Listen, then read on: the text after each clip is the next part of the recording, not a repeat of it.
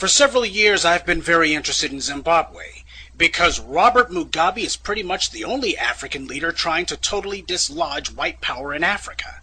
A little history lesson on Zimbabwe.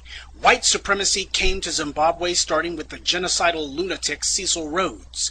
The country was then renamed Rhodesia. As usual, white power attempting to erase a people by trying to rename them, since names link us to a specific time, place, and culture. About the only thing that remains of Cecil Rhodes today is the so-called Rhodes Scholarship. Many presidents and so-called white liberals have gotten it and are proud of it. The Zimbabwean people did to Cecil Rhodes what all Africans do. They fought him until they won. But, as so often happened, after the Europeans lost power, they may have lost the war, but they won the peace. In Uganda, the British installed Idi Amin to be their puppet and protect their interest, which he did, until he eventually became more willful than they were willing to allow. He tossed out the Asians and denounced the whites. They've claimed, with hardly any evidence, that he murdered thousands, hundreds of thousands, possibly millions. Of course, not a single word of this is true, but it's been repeated so often that people have bought into it. In Kenya, the Brits had no problem letting their hand-picked puppet, Daniel Moi, run things for over 20 years, and when the people eventually barred him from running again, he passed the torch, or rather the knife, to yet another white stooge, Mwai Kibaki. I don't think I have to tell you that South Africa's first black president was himself handpicked by the very whites whom his so-called Truth Commission has arbitrarily decided to exempt from any and all prosecutions. Anyway, Robert Mugabe was a good little white boy for a while, doing as he was told, securing and protecting white interests. He killed anyone who threatened his rule, and the Brits had no problem with it. After all, he didn't touch the land they had stolen, nor was he interfering with their stealing Zimbabwe's minerals. They loved Mugabe back then. Ah, but they're singing a different song now. To hear the good white folks tell the story today, they sound like the police chief in the movie Casablanca, simply shocked to learn that Mugabe had committed ghastly acts of violence against people back when they were giving him praise and adulation. The knighthood. Foreign Secretary, do you believe he should be stripped of his knighthood? Well, I was horrified to find out that Robert Mugabe had a knighthood. You didn't know? No, I didn't know that he was Sir Robert Mugabe. You became Foreign Secretary without knowing that? The important... Just on the knighthood, Douglas heard you were Foreign Secretary when he was given the knighthood, I think. I think not. You were in the government when he was given the knighthood. 94? What were you in 94? I was Foreign Secretary. That was when he was given his knighthood. But not by the. Well, I must plead total amnesia, not by me, and not, I think, by the British government. But I'm Who not else sure. can give him a knighthood except the British government? I simply do not know the answer to that. But What I was going to raise was that he was known when he got that knighthood, whoever gave it to him, the British government or I can't think of any other government that could give it to him, it was known already by them that he had massacred 20,000 people in Matabeleland with North Korean trained armies in the 80s. Why was he ever given a knighthood? He hosted a Commonwealth conference, and conceivably it might have been in recognition of that. The Queen went there. He was, I don't say in good standing, but he was a member of the Commonwealth alongside a lot of other people. Of course you did. That's right. Robert Mugabe is actually Sir Robert Mugabe, a knight of the British Empire. So, if Mugabe was a loyal wannabe white boy, what changed? Under immense pressure from the African people, he eventually became dissatisfied with being the whites' lackey and decided to start taking back his people's land. This is where the British and the Americans declared war on him. The main cheerleaders against Mugabe has been the BBC, the British news outlet through whom the world has gotten its news about Zimbabwe for the last 30 years. They've accused him of everything but the Jewish Holocaust. Until Mugabe started reclaiming the land, that same BBC wrote nothing but glowing reports about him for over 25 years. But the instant he started taking back the land, they've had nothing but scorn. In order to make it clear how evil Mugabe is, the white media decided to manufacture a hero in their little drama. They chose the MDC, the so-called Movement for Democratic Change. The MDC was started in the late 1990s, back when Mugabe was still carrying water for the whites. The MDC didn't want whites out of power. They just wanted the money the whites had been giving to Mugabe to be given to them instead. The whites at first ignored the MDC, and the MDC couldn't get their candidates elected dog catcher. They had no money and no media support. But when Mugabe started reclaiming the land for his people, all of a sudden the whites started pumping cash into the MDC like crazy. The BBC decided these guys would be presented to the world as heroes fighting against an evil dictator. Of course, they never tell anyone that the only thing the MDC is fighting for is for whites to keep the land they've stolen. No economic policy, no agricultural policy, no educational policies. The MDC's entire political platform can be summed up in 7 words. Don't touch the land the whites stole. Mugabe is called a racist, but the BBC never once has shown the world just who the men who run the MDC are. Men like Ian Kay, a domestic terrorist charged with numerous counts of inciting violence. And this guy is a member of the MDC and is now a Zimbabwean parliamentarian. In a country where whites are only 1% of the population, how is it possible that this guy can be a member of the parliament? Because he's one of the racist white thugs who was running the place during colonialism. He's used the money he stole to engineer a place for himself in the government of a country he shouldn't even be in. Idiots like Morgan Chirangi are only puppets. It's bastards like Kay who actually run the MDC. Chirangi does what they say. But back to the whites' PR war against Mugabe last year.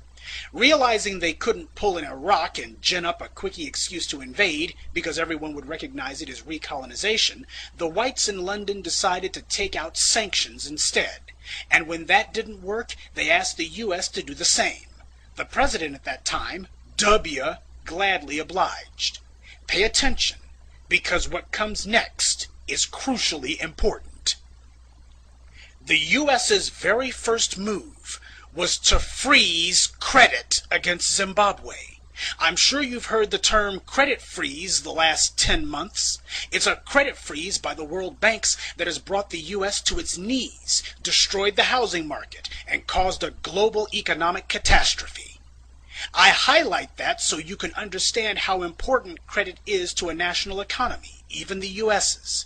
The U.S. still has working farms, working factories, and a service sector, but credit alone has caused nearly 10% unemployment in only a few months.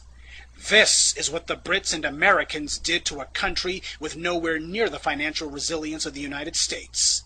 This was when Zimbabwe's economic troubles started, not during the land reclamation. Neither the BBC nor any other part of the white media has told this story. But you're about to hear it now. They instead talk about Zimbabwe's economic woes, and they always talk about the whites being forced off the land they stole. Check it out for yourself. Whenever Zimbabwe is mentioned, without exception, the article or news broadcast will talk about supersonic inflation and then immediately talk about the poor, downtrodden whites who the mean old Mugabe is pushing off the land. This is done in order to create a false association in your mind between Zimbabwe's economic problems and whites being evicted from the land they stole, even though Zimbabwe's problems are not at all related to the land reclamation program, rather the freezing of credit, financial assistance, and assets carried out by the U.S. on the behalf of Britain. They also keep talking about the farms, like the whites are just Farmer Joe working to feed the Africans. Let's get one thing straight. The Africans were no better off food-wise before Mugabe started taking the land back. The main people who benefited from the white so-called farmers in Zimbabwe were the whites in South Africa. The Africans have never had full bellies off of whites owning the farmland.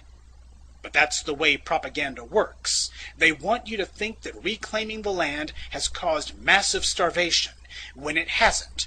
The sanctions have hurt Zimbabwe, not land reclamation. And the BBC is not a neutral observer in all this. They are a zealous advocate for the whites. As far as the BBC is concerned, hey, we stole that land fair and square. Now, how is it that they can get away with these lies? Because we, as black people, do not ask about it.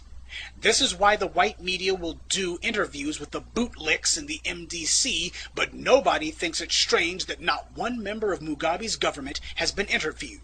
In fact, W took out sanctions against Mugabe more strident than anything he ever did against Iran or Iraq. Neither Mugabe nor any member of his government or anyone seeking to advocate on their behalf financially can enter the U.S. Think about that. Ahmadinejad went to Columbia University and gave a lecture, even though he took Americans hostage in the 1970s. Say, isn't he supposed to be on the no-fly list? The U.S. has removed sanctions against Libya and normalized relations with that country, even though Gaddafi was responsible for the deaths of Americans, the destruction of U.S. airplanes, and numerous acts of terror against the U.S., for which he has neither been punished nor so much as apologized. But Robert Mugabe, who has not committed an act of terror against the U.S., not supported anyone who has not even spoken in defense of anyone who has committed terror against the U.S., has sanctions put on him.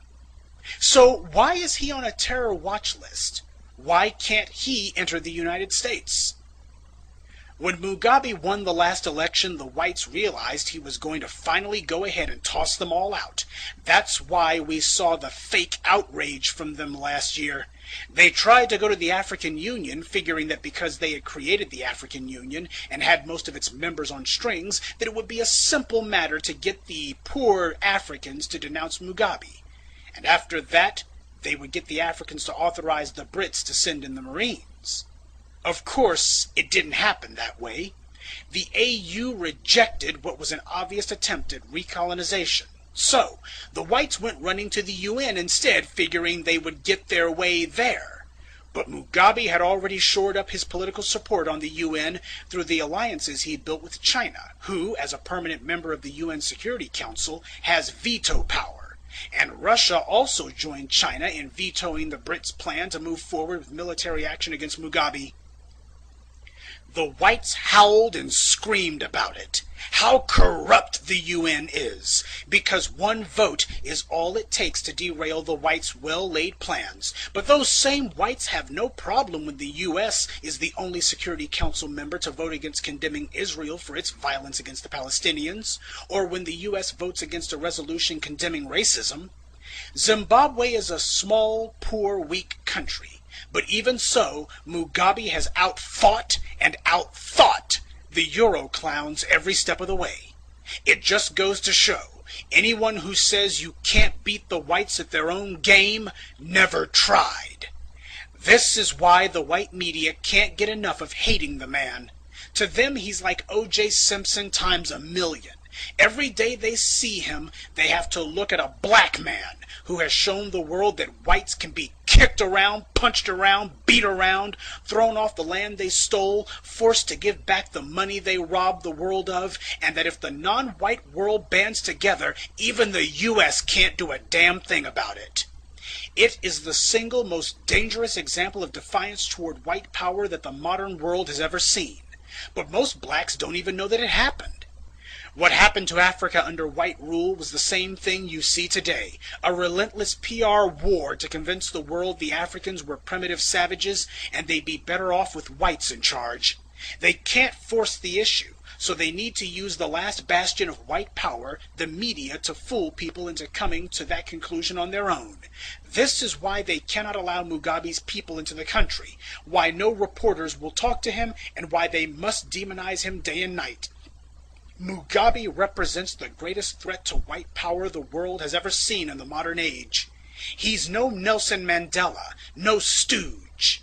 He's a man, a black man, standing on his own 2 feet. No, I don't forgive the thousands of lives Mugabe took, but as it stands, he is fighting for the right thing now. I wouldn't build him any monuments, nor would I praise him. But it's not Mugabe I care about. It's Africa. So I support what he's doing. Because it's way past time somebody had the guts to. This is why President Obama extended, yes, you heard me right, extended the sanctions W took out against Zimbabwe. That's right. Obama is carrying out the whites' orders. And he has no problem letting Zimbabwe's government leaders into the country just so long as they're leaders that the whites approve of. If the whites were really so concerned about electoral fraud and election-related violence in Africa, why haven't they said a word about Kenya? Because at the same time we saw whites working themselves into a lather because some white troublemakers said their votes didn't get counted, in Nairobi, the British-backed dictator was busy killing over 1,000 of his fellow Kenyans and displacing tens of thousands more. Just so you know, even the most outrageous death tolls Mugabe has been accused of in 2008 only came to 130 at most. And that's from the opposition party, who I'm sure had no incentive to lie. All the world press talked about the real massacre going on in Kenya, the real barbarity taking place by the British hand-picked stooge in Nairobi. But for some reason the BBC didn't hear a word about it. The British government didn't go to the African Union and demand that their hand-picked puppet Kibaki be denounced, and they sure as hell didn't go to the UN either. 2 disputed elections, claims of governmental violence in both cases, but one saw the death toll reach astronomical heights, while in the other case the casualties were negligible. Yet who did the whites choose to go after? See, it's never been about land or human rights. Since when have the Euro clowns ever cared about that anyway? It's always been about supporting and maintaining white power.